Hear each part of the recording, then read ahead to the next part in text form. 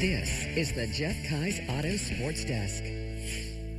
Binghamton hockey is adding 3 new Hall of Famers. Bearcats lacrosse faces off with the Bonnies on a Tuesday afternoon, and a rookie is absolutely raking for Binghamton softball.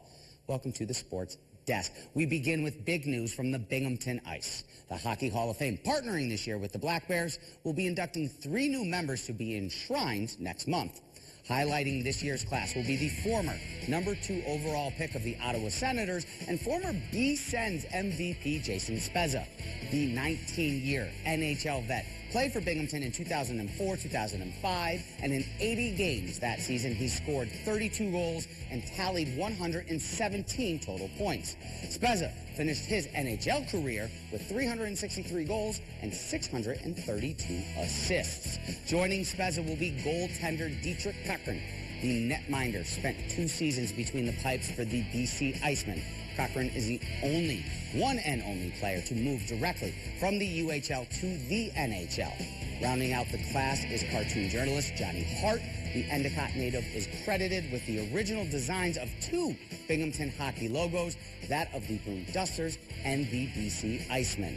The Binghamton Bearcats also out with their Hall of Fame class for this year. The 2025 Bearcat Hall of Fame ceremonies will take place on September 27th as a part of homecoming weekend.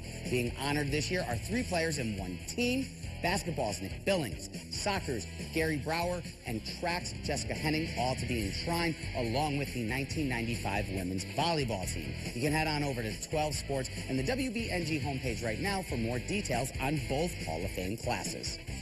And speaking of the Bearcats, Binghamton men's lacrosse hit the road on Tuesday afternoon for a non-conference matchup with St. Bonaventure. Bing is looking to make it 4 wins in a row and get back to 500 for the season as well, that with a victory in Western New York.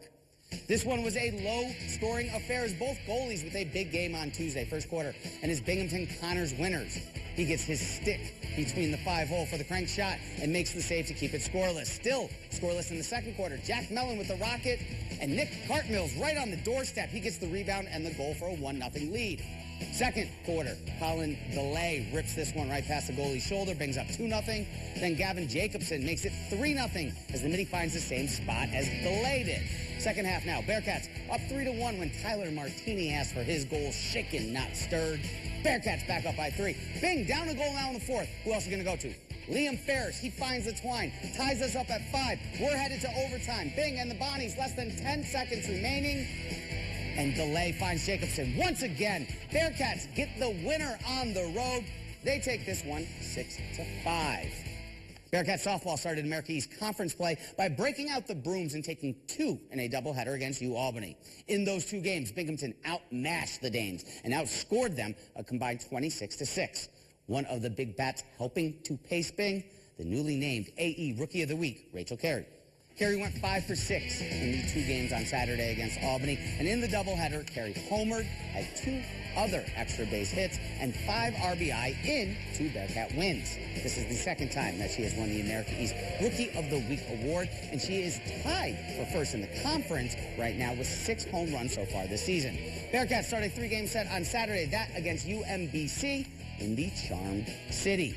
Bearcats in Big Red were set for baseball on Tuesday, but that one canceled ahead of what would have been Cornell's home opener. This one will not be made up, but the 2 Southern Tier teams will play each other twice more this season, both in Binghamton, once on April 15th and then once again on April 29th. And finally, some Major League Baseball news with a Southern Tier twist. Maine-Endwell baseball head coach Matt Riley, he got some exciting news on Tuesday afternoon as his nephew, the catcher for the Seattle Mariners, Hal Raleigh, signed a 6-year, $105 million contract. That extension to stay in Seattle, according to ESPN. 12 Sports spoke with head coach Matt Riley about hearing this exciting news from his nephew. I talked to him this morning, probably, 10 o'clock this morning, 11 o'clock, and he said, hey, I just want you to know, Uncle Matt, I'm getting ready to sign a very large contract. So he just, I don't know if it's been signed, but it's all over the news, so I'm sure it's either done or they're wrapping it up right now. He's getting 6-year, $105 million. I think it's the second largest catcher's contract in the history of Major League Baseball. So, we're excited for him. I think it's actually closer to 130 when it's all said and done. So, obviously, just, if you ever knew the guy, most humble person you ever meet. So as a family member, we're super proud of him. And stay tuned tomorrow. We're going to hear more from Coach. We continue our conversation and preview the Spartans' upcoming season as ME tries to defend their state title. That after doing some key pieces. Hear what Coach has to say in our Spartans season preview.